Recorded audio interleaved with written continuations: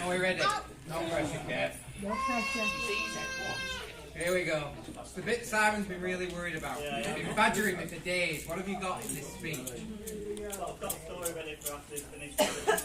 Just in case. Milky one. Thank God my mum already knows that story. She knows about the chili. Anyway, good afternoon everyone. My name's Kevin. For those of you who don't know me, I'm the best man and I'm Simon's cousin. Before I started to write the speech, I spoke to a few of my friends and I said, how long do you think the speech should last for? The general consensus was, well, about as long as it takes for the groom to make love. So with that in mind, thank you very much. Firstly though, I would just like to reiterate just how beautiful Laura looks. She looks absolutely amazing. I'm sure you'll all agree.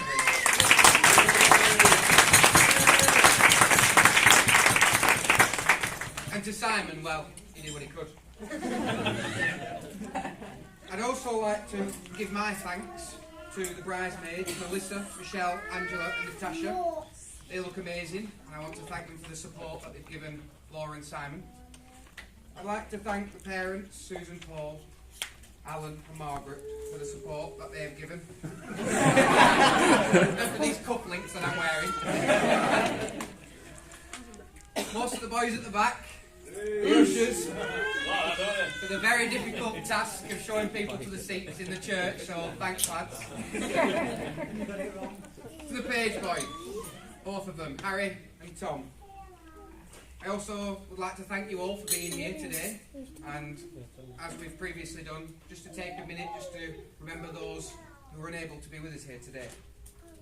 And finally, I'd like to thank Simon for at long last admitting that I really am the best man. When I was sat in the church earlier, I couldn't help but think just how history repeats itself. I mean, it was 27 years ago that Alan and Margaret putting Laura to bed with a dummy. I see some of you are still asleep in the church, but think about that one. When I started to write this speech, Simon and Laura gave me some advice. They basically said that the audience here today was going to be mixed and that my speech had to be appropriate for everybody here. So I said that I would adapt my speech and I would remove all sexual innuendos. And I agreed that if there was anything of that nature, including anything of a huge length, I would whip it out immediately.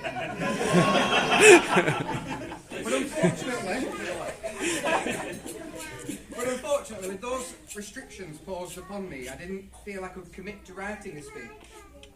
So I've decided that I'm going to read you a couple of points from Simon's application form that he completed to be Laura's husband. Don't worry, Simon. Clearly there'll be nothing too embarrassing here. On your tables, you'll see a printout with a couple of pictures that I've had distributed, hopefully. So as we step through, I'll point out which pictures relate. So the first point is name, Simon Ashworth. He's clearly got that right. Current employment, male gigolo. You'll see that in pictures A and B. And from picture B, you can see he clearly works very hard. His interests outside of the workplace, the Looney Brigade. And you'll see that in pictures C and D. We get down now to his skills and his attributes.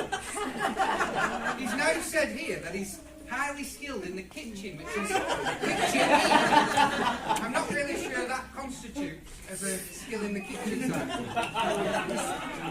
The next skill on Simon's list was trusting. Now, to be honest, it really is amazing just how trusting Simon is.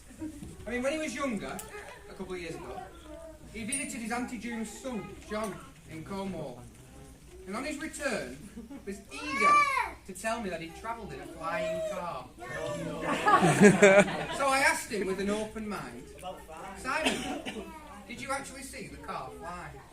To which he replied, well, no, I was told to keep my eyes closed and make it fly. So Laura, if you're ever not in the mood, just tell him to close his eyes, tell him you've made love. He'll believe you. The next skill, innovative and honest. Well, I hope you didn't believe this rubbish.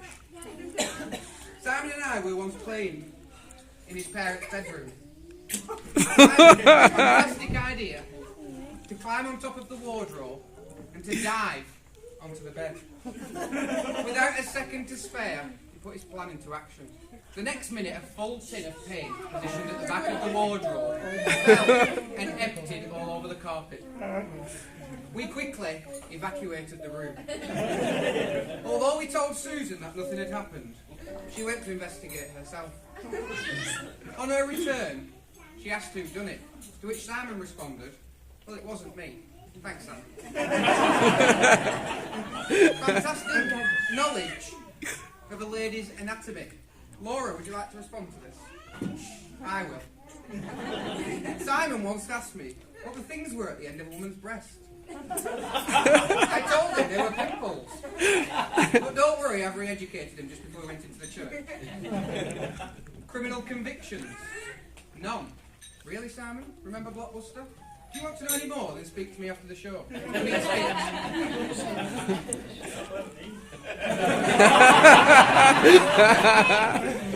guess we should get onto the serious bit. Simon's a great guy, he's got an immense personality and a huge heart. And I'm very envious of what he's got. A beautiful bride and a gorgeous son. And Laura, from the first time I met her, I knew she was right for Simon. Although she's a little mental, she can't handle her drink to save her life, and don't worry, you will see that later. I'm sure they will both be very happy together. Before I finish, I'd like to share a couple of secrets that I've been entrusted with Simon, to ensure that you have a happy marriage. So Simon, whenever you're wrong, just admit it. And whenever you're right, well, just shut up. But I've got one final thought for both of you. You may be one person in this world, but to one person, you are their world. So take care of one another, and I wish you every happiness in the years to come. So ladies and gentlemen, it gives me great pleasure to invite you all to be upstanding, to raise your glasses in the final toast. The bride and groom, Simon and Laura, we wish you all the best in the future, and may you enjoy a long and happy life together. I give you the new Mr. and Mrs. Ashford.